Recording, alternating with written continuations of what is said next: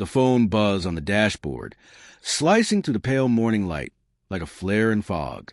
I froze, fingers tight around a half-empty coffee cup, the other hand steady on the steering wheel. Her name lit up the screen. Leah, each vibration landing in my chest like a pulse I didn't want to feel. Just 15 minutes earlier, she'd said it. My day would be better without you. Her voice had been flat, emotionless. She hadn't even looked up, just stirred her tea slowly, like she was mixing something poisonous into her cup. I'd walked out without a word, the soft click of the door sounding like the end of something we both knew was dying. Now she was calling. My thumb hovered over the screen. Hope and dread tangled somewhere in my throat. Was this guilt, or just another round of arguments? Outside, the city was yawning awake. Delivery vans rumbled by. A cyclist flashed past. A dog pulled its owner along the cracked sidewalk. The light turned green, but I didn't move. I answered. Evan. Her voice trembled, not angry, but afraid. You said you didn't want me around. I said, my voice low. So I left. I didn't mean it that way, she pleaded. I just needed space. Please come home. That word, space, had become her favorite excuse lately.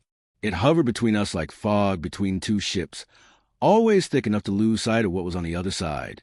I pulled into a dim gas station lot. The flickering neon sign hummed above the cracked pavement. Something in her tone didn't fit. Leah had never sounded fragile. She was fire, wild, unpredictable, alive.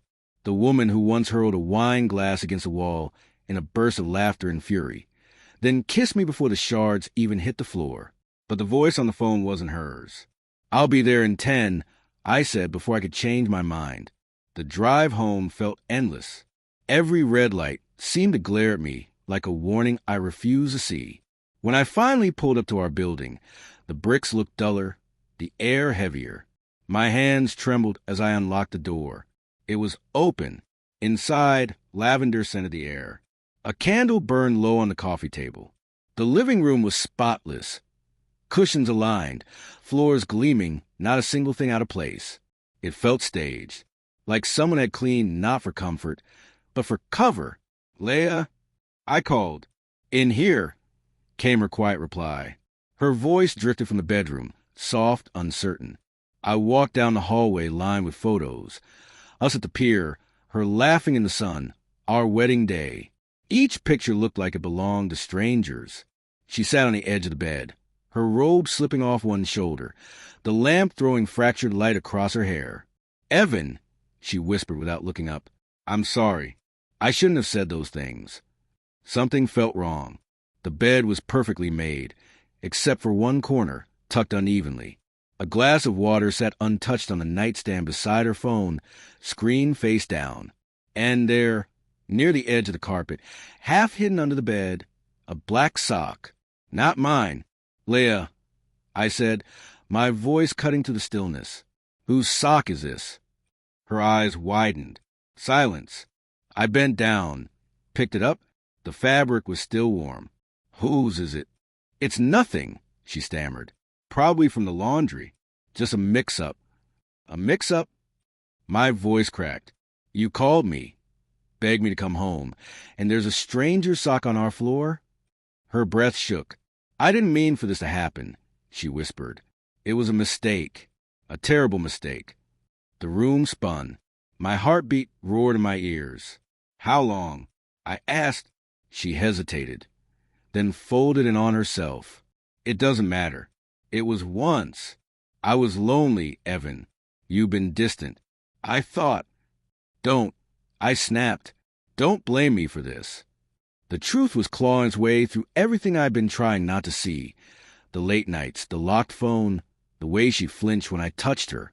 I'd noticed all of it. I'd just chosen denial over pain. I sat down on the bed, the sock still in my hand. Proof of everything I didn't want to know. Was he worth it? I asked quietly. She dropped to her knees, tears streaking her face. No. God, no. I love you.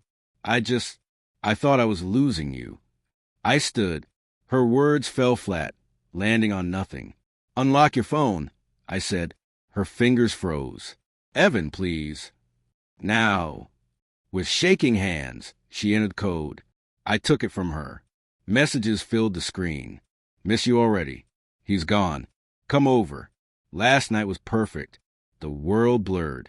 I dropped the phone. Her sobs filled the room, soft, desperate, meaningless sounds. I looked at her, really looked, and realized I didn't recognize the person in front of me. Maybe I never had. Or maybe I'd lost myself trying to keep her. I'm leaving, I said quietly, for good this time. She reached out, her voice breaking. Evan, wait. We can fix this. But I kept walking.